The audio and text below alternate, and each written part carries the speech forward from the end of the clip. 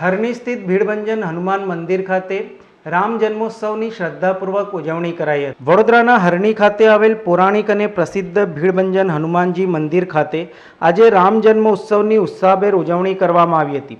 11 વાગે રામ નામના પાઠ કરવામાં આવ્યા હતા। જ્યારે શ્રીરામ ભગવાનનો જન્મોત્સવ માટે વિશેષ રૂપે મંદિર પ્રશાસન દ્વારા સુવર્ણજડિત સિંહાસન બનાવવામાં આવ્યું છે, જેનું મુખ્ય કારણ ભગવાન શ્રીરામના ઈષ્ટદેવ સૂર્ય છે અને તેઓ સૂર્યવંશી રામ તરીકે ઓળખાય છે। તેમજ અવધિ પદ્ધતિ અનુસાર તેઓના મુકુટ અને વસ્ત્ર તેઓને ધારણ કરાવવામાં આવ્યા છે। આ પ્રસંગે હરની ભીડભંજન હનુમાનજી મંદિર ખાતે મોટી સંખ્યામાં રામ ભક્તો ઉપસ્થિત રહ્યા હતા।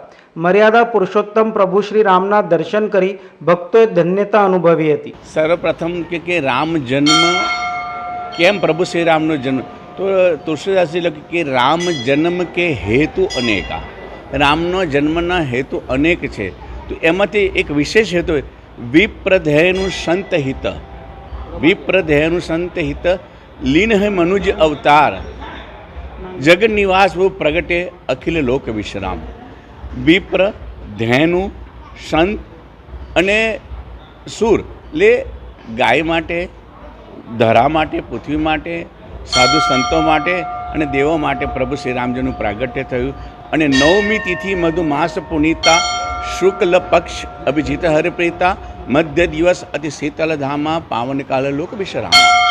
તો 9મી તિથિ છે મધુમાસ એટલે ચૈત્ર માસ। 9મી તિથિ મધુમાસ પુનિતા, પાવન માસ ચૈત્ર માસ, અને મધ્ય દિવસ બપોરના 12 વાગે પ્રભુનું પ્રાગટ્ય થાય છે, જ્યારે લોકો વિશ્રામ કરતા હોય છે। અને વિશ્રામનો સમય તો એમ કહેવાય કે આખા વિશ્વને વિશ્રામ આપવા માટે પ્રભુ જન્મ લે છે। તો આજે શ્રી ભીડભંજન હનુમાનજી મંદિરની અંદર પ્રભુ શ્રી રામજીના જન્મ 12 વાગે થશે। તે વખતે રામજીનું સુશોભિત સુવર્ણ ઢાળ સહિતનું એક સિંહાસન અર્પણ કરવામાં આવ્યું છે। એમના ઈષ્ટદેવ ગુરુ સૂર્યનું એક મુખારબિંદ રાખીને સિંહાસન પર રામજી બિરાજશે। અને અવધમાં જે મુકુટ ધારણ કરવા છે એ પદ્ધતિ અનુસાર એમને પ્રભુને આજે ધરાવવામાં આવેલો છે। અને પ્રભુ રામજી આખા વિશ્વનું કલ્યાણ કરે હેતુથી અને સર્વજન સુખ અને આનંદમાં રહે, કારણ કે રામ રાજ બેઠે હિ તિલોકા, હર્ષિદ ભય ગયે સબ શોકા। જ્યારે પ્રભુજીનું પ્રાગટ્ય થઈ ગયું છે અયોધ્યામાં, તો હવે કોઈ ચિંતાનો વિષય નથી, એમ તુલસીદાસજી કહે છે। અને એ જ હેતુ, એ જ ભાવ, એ શ્રદ્ધાથી આજે ભક્તો રામજીનો જન્મનું ઉજવી રહ્યા છે। અને હરણી મંદિરે બપોર 12 વાગે આરતી છે અને 11 વાગે પાઠ રામચરિતમ પાઠનું ગાન થશે અને સાંજે 7:30 વાગે મહાઆરતી આયોજન કરવામાં આવ્યું છે। 1100 થી 1500 ભક્તો મહાઆરતી કરી અને જન્મ उत्सवને ખૂબ જ बधाई करते हैं। रामनवमी का पावन दिन है। ये हम समस्त भारतवासियों के लिए बहुत पवित्र दिन है। हम लोग सभी देश के वासियों से कामना करते हैं कि स्वच्छ रहे, खुशहाल रहे और समृद्ध रहे।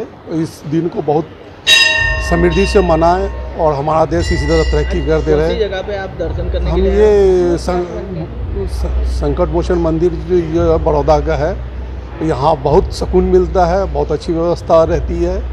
ये बड़ौदा का बहुत पवित्र स्थल में से एक है, जहाँ हम लोग दर्शन करते हैं तो मन को बहुत शांति मिलती है। कितने समय से आप यहाँ पे आ रहे हैं? हम यहाँ लगभग 3 साल से यहाँ आ रहे हैं। बहुत अच्छा लगता है यहाँ पे। व्यवस्था कैसी? बहुत अच्छी व्यवस्था, बहुत स्वच्छ एकदम निर्मल जैसा लगता है। यहाँ मन को सुकून बहुत मिलता है। સમાચારોના સતત અપડેટ મેળવવા માટે લોકમત ન્યૂઝને યુટ્યુબ ઉપર સબસ્ક્રાઇબ કરો, બેલ આઇકોન દબાવો અને અમારી સાથે જોડાયેલ રહો ફેસબુક, ઇન્સ્ટાગ્રામ અને ટ્વિટર ઉપર।